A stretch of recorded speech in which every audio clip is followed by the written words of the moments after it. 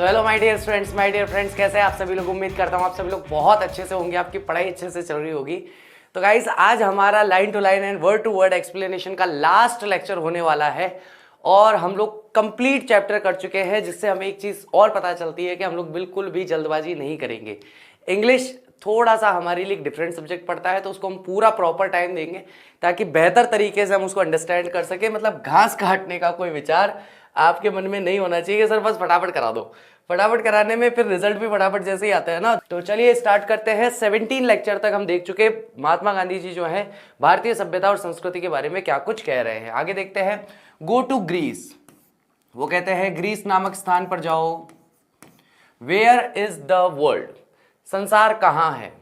From famous attic civilisation, जो एक बहुत ही प्रसिद्ध एटिक सिविलाइजेशन थी, वो अब कहाँ बची। Then coming to India. उसके बाद इंडिया आओ। Let one go through the most ancient records and then look around you and you would be constrained to say yes I see have ancient India still living. ठीक है, तो यहां पर सीधी सीधी बात क्या कह रहे हैं महात्मा गांधी जी। एक बात कह रहे हैं कि भैया पहले आप ग्रीस जाओ। ग्रीस जाकर के ग्रीस की जो किताबें हैं, सभ्यता है, सिविलाइजेशन है, उसके बारे में पढ़ो और उसके बाद ग्रीस को चारों तरफ देखो कि क्या जैसा आपने पढ़ा है क्या ग्रीस अभी भी वैसा ही दिखाई दे रहा है। उसके बाद आप भारत आओ और भारत आकर के भारत के जो भी coming to India let one go, किसी भी इंसान को जाने दो या पढ़ने दो या देखने दो।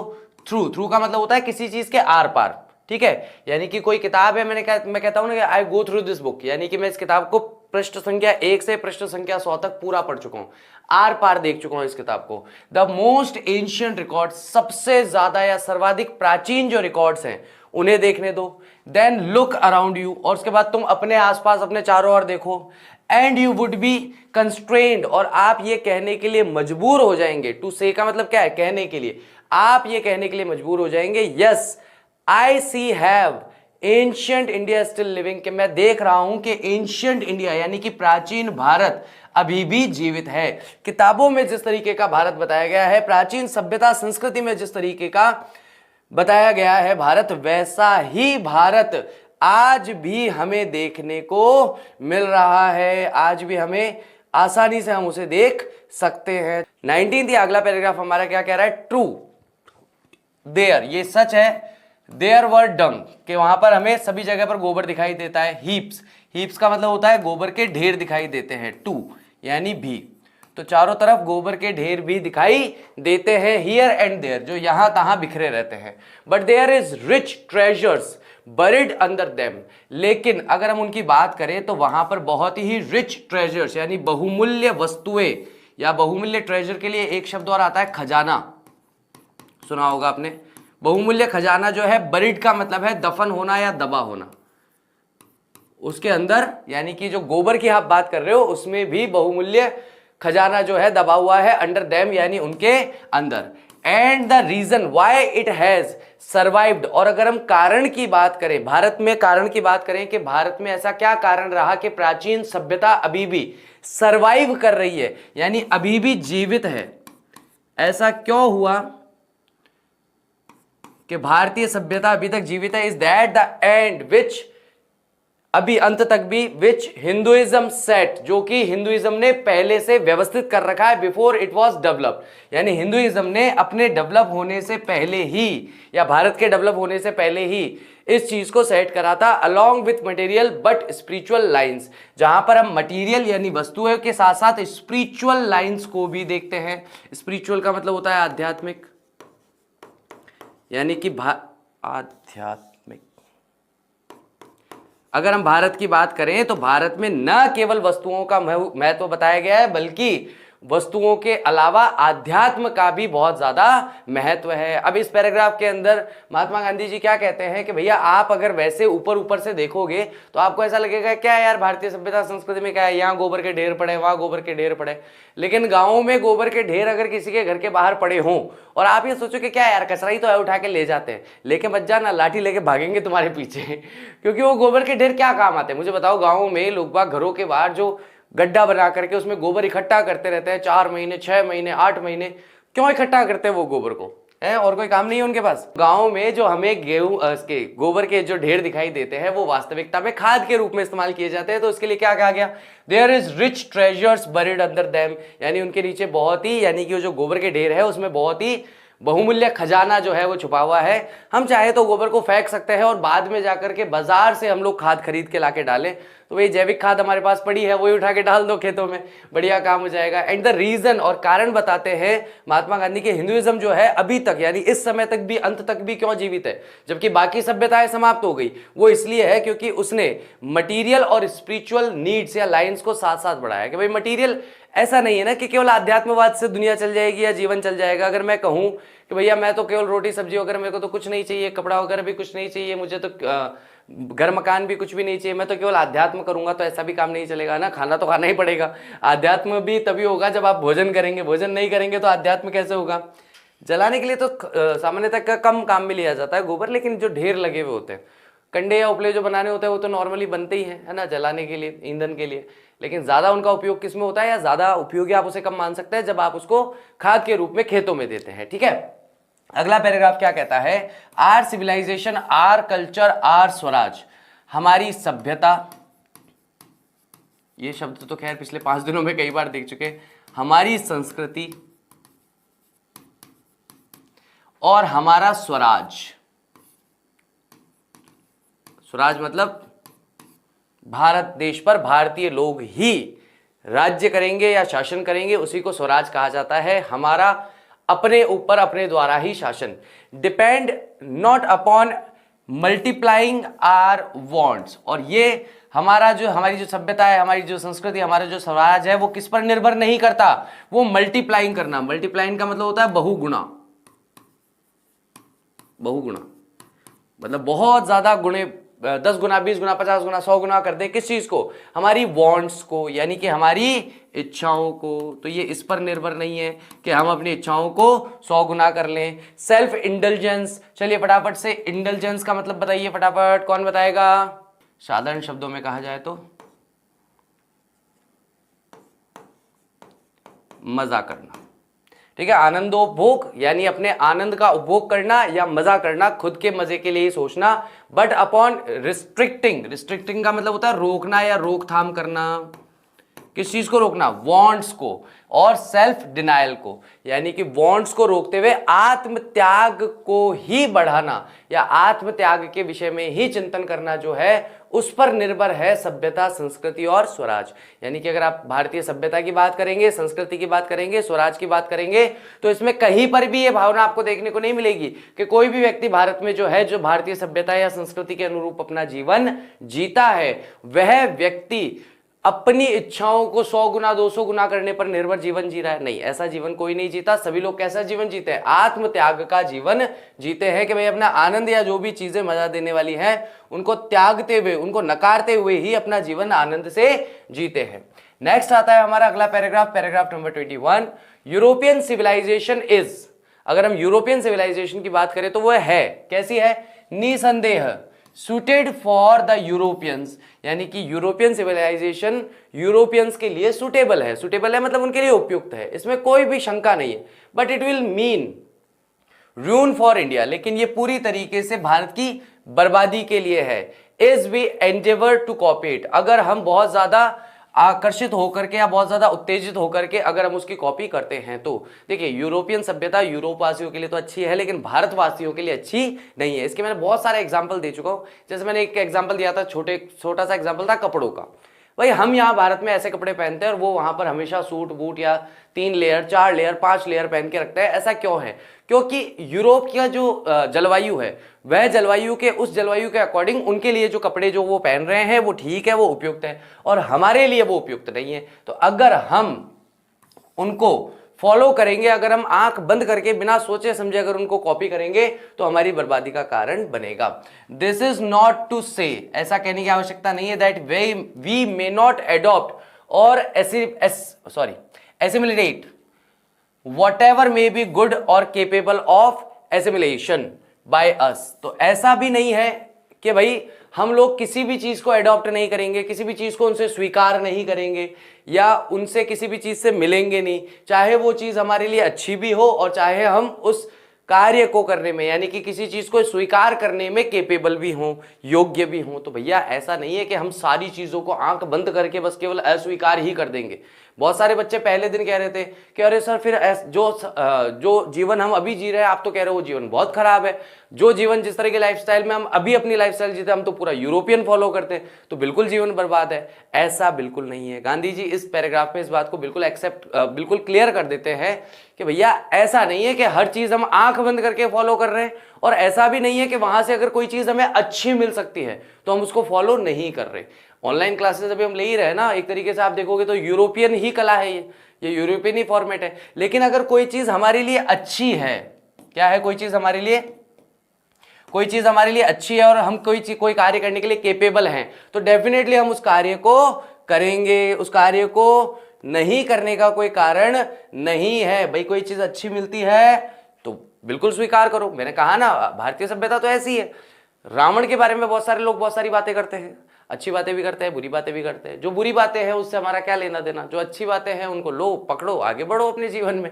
भाई हर व्यक्ति, कोई व्यक्ति पूरी तरह से 100% 100 सही हो, 100 आउट ऑफ 100 ऐसा भी जरूरी नहीं है।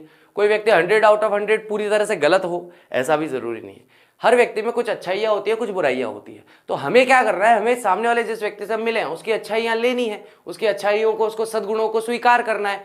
उसके जो दुर्गुण हैं, उसकी जो बुराइयां हैं, उससे हमारा क्या लेना देना, हमारा कोई मतलब नहीं है। ना हम उसे तिरस्कार करते हैं उसके लिए, ना उसका अपमान करते हैं, ना कुछ नहीं करते, हम बस छोड़ देते हैं उसको उसके हाल पे, भाई तेरी मर्जी हो जो कर, ठीक है। हमारे को तेरे में 4 अच्छाइयाँ लगी, ये हमने अपने जीवन में उतार ली, बात खत्म, हम अपनी जीवन यात्रा पर आगे बढ़ गए। As it does not also mean that even the Europeans will not have to part with whatever evil might have creeped into it। इसका मतलब ये बिल्कुल नहीं है कि यूरोपियंस जो है उन्हें उसका हिस्सा नहीं बनना पड़ेगा। जो कुछ बुराई शायद तक, माइट का मतलब माइट है मतलब शायद तक उनके अंदर पूरी तरीके से समा गई हो, घुस गई हो, लिप्त हो गई हो। तो इसका मतलब क्या है कि भैया हमें ना केवल यूरोपियंस को भी ये बात समझने की जरूरत है कि भैया उनकी जो सभ्यता और संस्कृति है उसमें सारी अच्छाइयां नहीं है, उनकी सभ्यता या संस्कृति में भी कुछ बुराइयां हो सकती हैं, ठीक है ना। माइट का इस्तेमाल किया गया है। नेक्स्ट हमारा क्या है, the incessant search for material comforts, यानी कि लगातार या निरंतर जो खोज की जा रही है, क्या की जा रही है, निरंतर जो खोज की जा रही है मटेरियल कंफर्ट्स की, यानी कि वस्तु संबंधित आनंद की।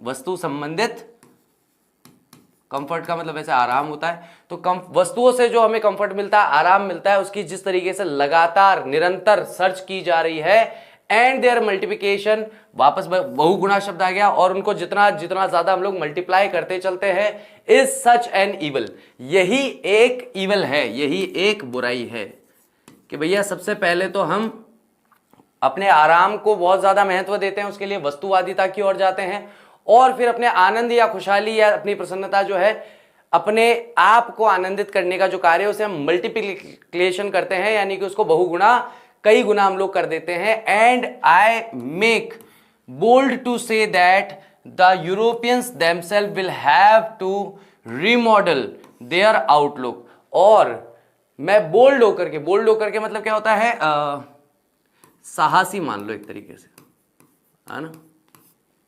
मैं साहसी हूं और साहसी होकर के ये कहता हूं कि यूरोपियंस को भी अपने आप को रीमॉडल करना है, यानी कि फिर से अपने आप में सुधार करना है, या फिर से अपने आप को तैयार करना पड़ेगा उनके आउटलुक को, यानी कि जो जिस तरह का जीवन वह जी रहे हैं, जैसी विचारधारा है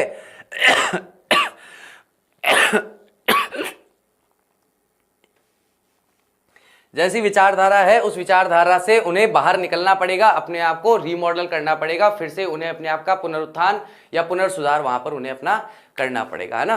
तो देखो जब दो सभ्यताओं या संस्कृति के मिलने की बात आती है तो मुझे एक जोक हमेशा याद आता है, बड़ा प्यारा जोक है, क्योंकि हम लोग बिहार के बच्चे हैं सारे, तो चलो बिहार वालों का ही मान लेते हैं एक बार के लिए, ठीक है। तो एक बार गाँव में, बिहार के एक गाँव में एक पंचायत होती है। उस पंचायत में सारे लोग बैठ करके चर्चा कर रहे होते हैं कि भाई बिहार का या हमारे गाँव का विकास कैसे होगा। तो इस चर्चा के अंदर वो सब मिलकर के, एक बहुत बड़ा विद्वान व्यक्ति होता है, वो आकर के कहता है, बोले कि भैया अपन एक काम करते हैं, अपन अमेरिका पे हमला कर देते हैं। बोले अच्छा उससे क्या होगा, बोले फिर अमेरिका और अपने बीच में युद्ध हो जाएगा। बोले ठीक है फिर, बोले फिर अपन हार जाएंगे। बोले ठीक है फिर, बोले फिर अपना गांव जो है वो अमेरिका में आ जाएगा। बोले ठीक है। फिर बोले बस कोई दिक्कत नहीं, फिर अमेरिका वाले अपने आप अपने अमेरिका का उत्थान करते रहेंगे, विकास करते रहेंगे, अपनी टेंशन खत्म हो जाएगी कि अपने को बिहार का या बिहार के किसी गांव का विकास करना है, वो अपने आप विकास करेंगे। तो सब जने उनकी हाँ में हाँ मिलाते हैं, अरे बहुत बढ़िया आइडिया आ रहा है, बहुत शानदार आइडिया आ रहा है, एक नंबर आइडिया, मजा आ गया, बहुत शानदार बात बोली भाई तूने, इस तरह से अपना शानदार विकास हो जाएगा, सारे लोग अंग्रेजी बोलेंगे, है यहाँ पे सारी गोरी गोरी मेमे घूम रही होंगी आसपास, आनंद ही आनंद। उतने में एक बुजुर्ग से व्यक्ति बैठे होते हैं और चुपचाप बैठे होते हैं, और वो इनके इन सब के इस उत्साह में किसी भी तरीके से सहयोग नहीं करते, मतलब वो दे डोंट सेलिब्रेट दिस, वो इस आइडिया को सेलिब्रेट नहीं कर रहे होते। तो कोई जाके उनसे पूछता है कि क्या बात है बाजी, आपको अच्छा नहीं लगा क्या आइडिया? बोला नहीं यार, आइडिया तो ठीक है, मैं ये सोच रहा हूँ कि गलती से अगर अपन जीत गए तो अमेरिका का क्या होगा?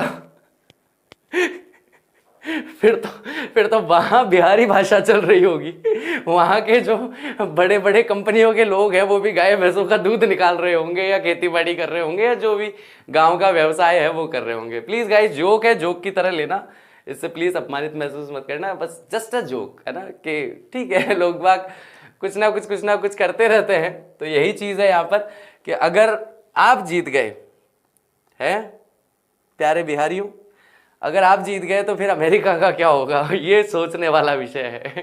अमेरिका जीत गया तब तो सब ठीक है। If they are not to perish under the way of the comforts, अगर वे बर्बाद नहीं होना चाहते, अगर वे गायब नहीं होना चाहते, अगर वे तबाह नहीं होना चाहते, इस इस बोझ के तले दबे हुए, कौन से बोझ के तले?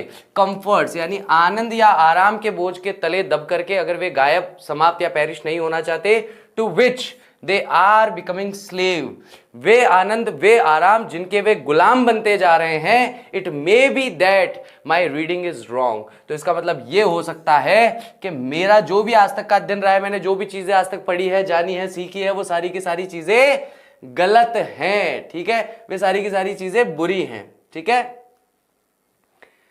यानी कि मैंने जो आज तक लर्निंग की है, मुझे अपनी लर्निंग पर विश्वास नहीं होना चाहिए, मैंने गलत चीजें पढ़ी होंगी या यूरोप के बारे में मेरी विचारधारा गलत होगी, अगर ऐसा नहीं है तो। पैराग्राफ 23 में क्या आता है? सिविलाइजेशन, सभ्यता इन द रियल सेंस, वास्तविकता में या वास्तविक अर्थ में आप जानना चाहो ऑफ द टर्म कि सिविलाइजेशन का मतलब क्या है, कंसिस्ट, तो इसमें किस किस चीज को सम्मिलित किया जाता है? नॉट इन द मल्टीप्लिकेशन, तो यहां पर मल्टीप्लिकेशन नहीं होता, but in the deliberate and voluntary restriction of wants, बल्कि डिलिबरेट का मतलब होता है जानबूझकर, कि हम लोग क्या करते हैं, जानबूझकर, वॉलेंटरी स्वयं से, रिस्ट्रिक्शन करते हैं यानी कि विरोध करते हैं या रोक लगाते हैं। रिस्ट्रिक्शन का मतलब होता है रोक लगाना, किस चीज पर? वांट्स पर, यानी कि हमारी सभ्यता या संस्कृति या सिविलाइजेशन का वास्तविक अर्थ यही है कि हमें मल्टीप्लिकेशन ऑफ वांट्स नहीं करना है, बल्कि जानबूझ करके स्वयं से, अपने आप से ही उस पर रोक लगानी है।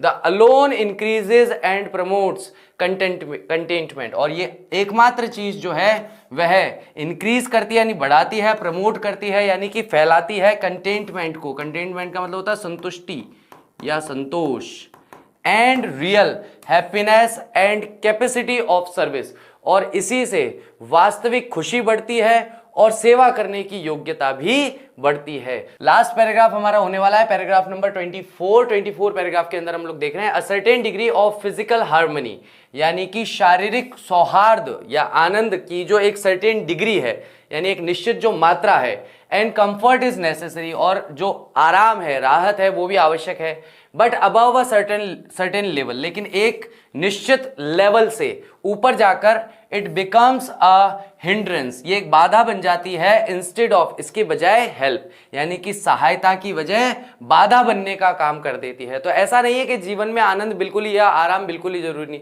जानबूझ के ही नुकीले पत्थरों पे जाके सो रहे हो, ऐसा भी जरूरी नहीं। थोड़ा बहुत आराम जरूरी है, लेकिन थोड़ा बहुत आराम आपको जीवन में आगे बढ़ाता है, ठीक है, लेकिन अगर वह एक लेवल से आगे बढ़ जाता है तो वह बाधा बनने लग जाता है सहायता की बजाय।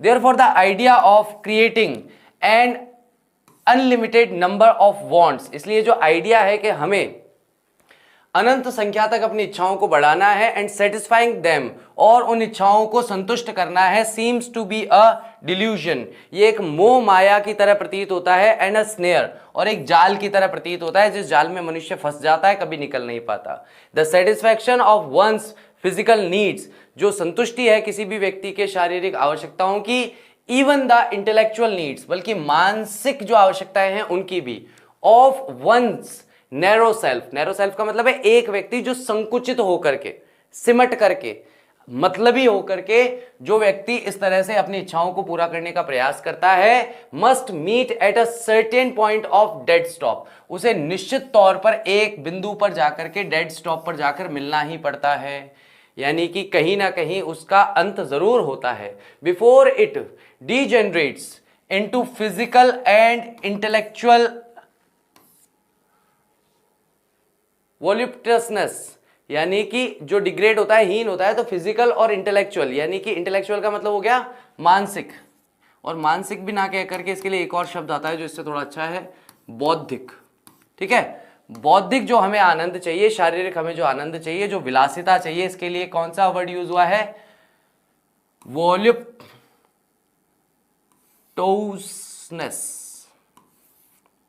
ठीक है, इस तरीके से इसको पढ़ोगे।